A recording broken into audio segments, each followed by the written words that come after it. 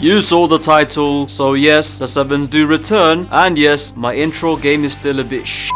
Anyways, as usual, this list will only consist of great players who have played for great teams. We only deal with the best of the best here, no changes there either. Now, due to the vagueness of the term legend as it pertains to football, I'm gonna say the order of this list will be based 70% on how much the player achieved with each club, and about 30% on how he's perceived by the fan base of each club, with the entry requirements being A, again as usual, you have to have played after 2004, so apologies to Kenny Dalglish, Johan Cruyff and several others, and B, you have to have won at least one major trophy with each club, so apologies to Suarez? I don't know, is he considered a Liverpool legend? And is the Carling Cup considered a major trophy? I mean, I'd guess no for both, but who knows? But yeah, either way, he won't be on here. But these following individuals damn sure will, as these are 7 footballers who are legends for more than one club.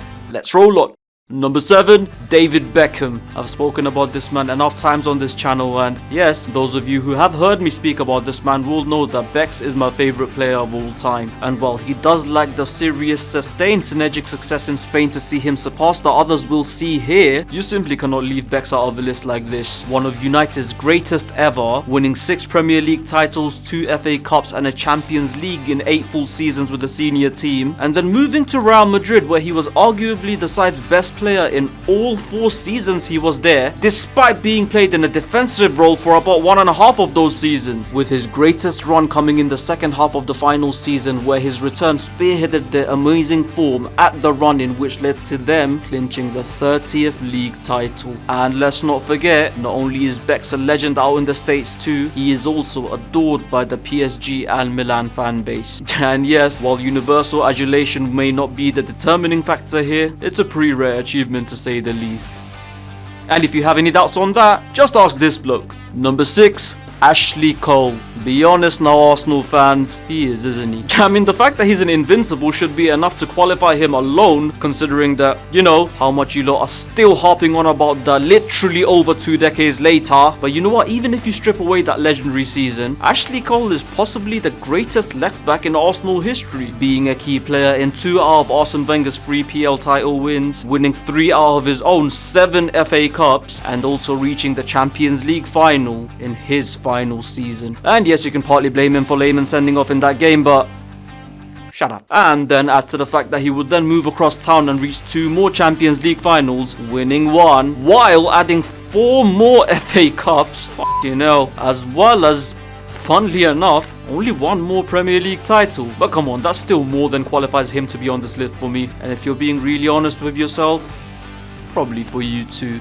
Number 5, Zinedine Zidane. Much like his mate and fellow maestro in Madrid's midfield amidst the mayhem of the Galacticos era in the mid-2000s, I've spoken about this man quite a bit too on here, especially in recent videos. And while the disrespect he gets nowadays from people who, let's be honest, haven't actually seen him play does annoy me, in a strange pot of irony though, Zizou's legacy with Juventus and Real Madrid actually somehow mirrors the divisive takes his career gets from these idiots. Cause yes, he was great at both clubs, but while his time at Juventus is pretty underrated, his time at Real Madrid is almost a complete opposite. La bro, for me, he was easily Juve's greatest midfielder of the 90s and it ain't even close. And yeah, his time over there rarely gets a mention nowadays. Whereas for Madrid, again, for me, he doesn't even get in the lineup for their greatest 11 of the 21st century. Sorry, but he's actually more of a Madrid legend as a manager. And yeah, never mind the modern day, he's often slotted into Madrid's greatest 11 ever. The man is a walking enigma from every angle. Regardless though, no matter what angle you're looking at it from, even trying to deny that he isn't a legend for both clubs is pretty embarrassing. He was the complete midfielder and, no pun intended, the centerpiece of Juve's success in winning 2 league titles and reaching 2 Champions League finals, before then moving to Real Madrid in 2001 for a then world record fee, which nowadays probably isn't even enough to afford one of Jack Grealish's shin pads, which he, I'm guessing, shares with his son. And following his move to Madrid, though his work rate slowed down a tad, he was still as magical as ever and gave us some of those jaw-dropping moments we still see today. Be it the winner in the UCL final, the amazing goal versus Deportivo, the insane volley against Valladolid, among many more. A legend for 2 clubs, but an icon for the entire game. Number 4, Ruud van Nistelrooy. Now it's no secret that Real Madrid and Manchester United share a very close relationship, starting from the early days where Real actually offered United some of their players following the Munich air disaster, to the modern day with so many players having played for both teams. Ruud isn't the first player that made that switch to be on this list, and he won't be the last either. Apologies for the most obvious spoiler of all time, hope you can forgive me.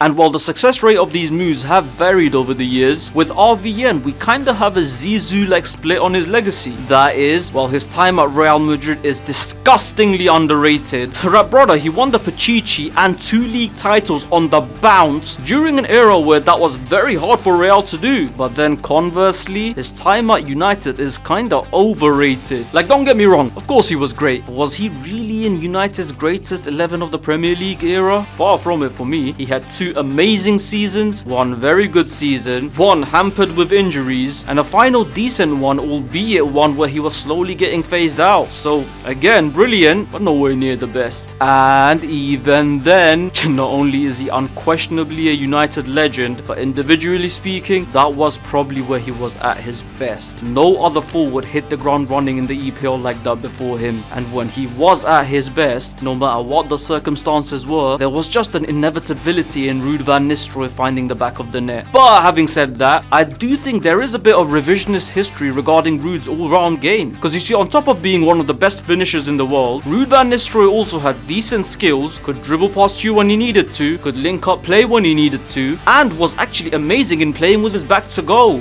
But yeah, still, let's not kid ourselves, his goal scoring is his greatest weapon. And boy, this may sound like an outrageous claim to the youngers, but the OGs know what I'm on. If Ruud van Nistelrooy played in this era and for a team like that City side, he'd make Haaland's numbers look average. The man was lethal. Number 3, Thierry Henry. Now, unlike Ruud, there is no doubt which team Thierry Henry left a bigger legacy in. Widely regarded as the greatest player in Premier League history, Henry's absolute dominance of the Premier League over 8 years kinda overshadows the fact that not only was he 1/3 of arguably Barcelona's greatest attacking trio ever, but also a part of their greatest team ever, who turned in their most successful season ever. And make no mistake, despite being amongst as perfect of a mix of great individual talent and a healthy team dynamic as you'll ever get, Henry was far from a passenger here, chipping in with 26 goals and 11 assists that season, which included a brace at the Bernabeu, not to mention having a pretty underrated debut campaign where he was probably the side's best player. And yes, he didn't have the longevity at Barcelona as others did, but his impact, while it doesn't compare to what he did at Highbury, was still immense to say the least. Number 2,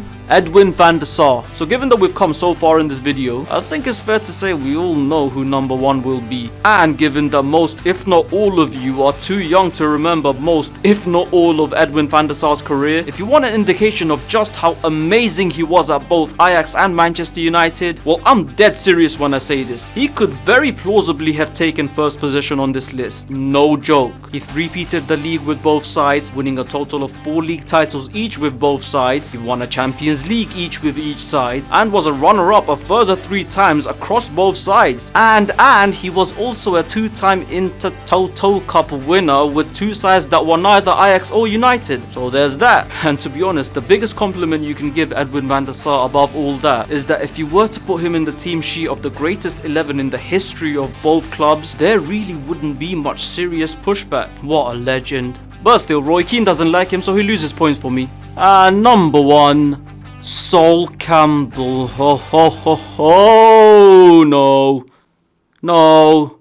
Is that a colour thing? No.